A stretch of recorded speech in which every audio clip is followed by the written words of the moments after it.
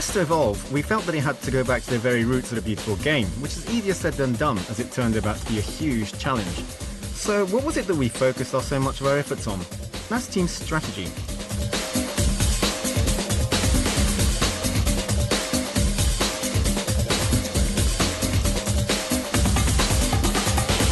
First thing we've done is to overhaul our AI. We did this by introducing two new systems, the first being Team Style, which allows the player to fine-tune the team's setup using these 8 sliders.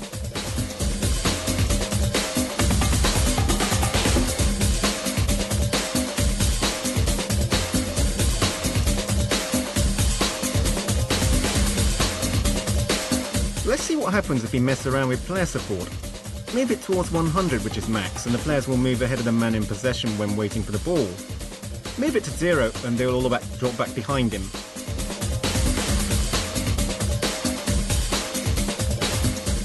You see it?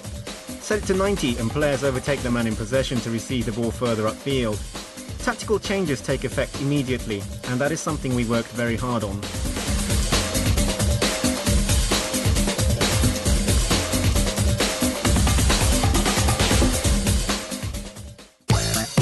Okay, this time, let's see what happens if we adjust the support range. Push it up to 100 and players provide close-knit support. Good if you like playing your short passes. Push it towards 0 and the players spread out.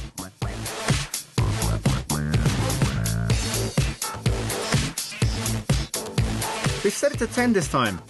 Seems the perfect length for playing long balls, but you can see it really isn't the setup to play balls along the ground. It's always best to experiment to find your own level.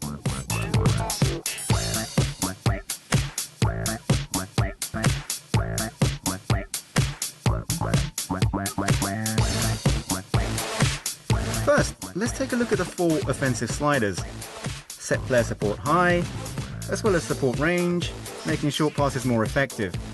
Position switches frequent, and attacking style more towards using the flanks, as Barca are a side that likes to play with width.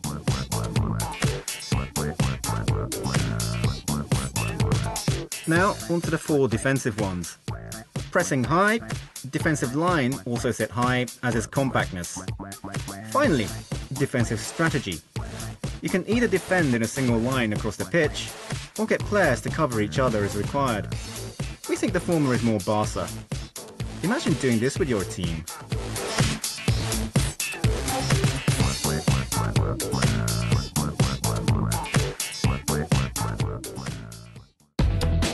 Now, on to the second of the major additions, which are the cards, of which playing style cards are the most significant.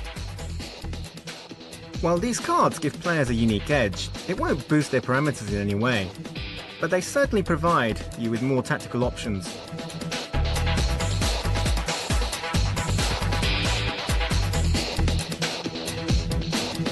Let's see who has what. Daniel Alves has overlapping run, pretty self-explanatory. Eto'o, chasing back, as he likes to pressurize people from upfield.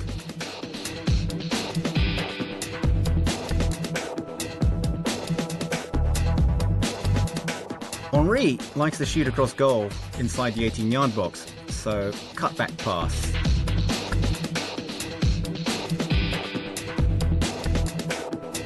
And for Messi, incisive run, as he likes cutting it from out wide.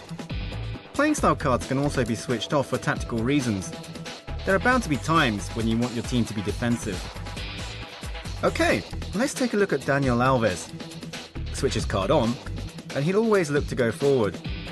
Great when attacking, but leaves gaping holes at the back. Switch it off, and he'll play more like a conventional fullback.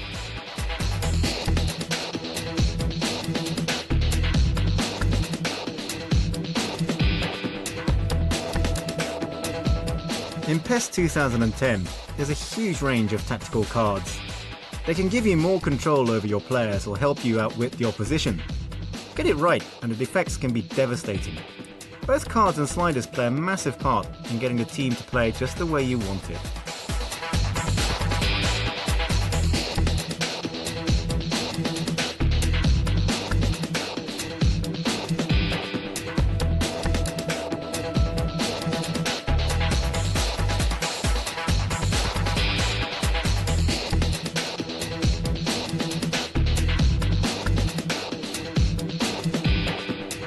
So these are some of the ways in which PES is evolving.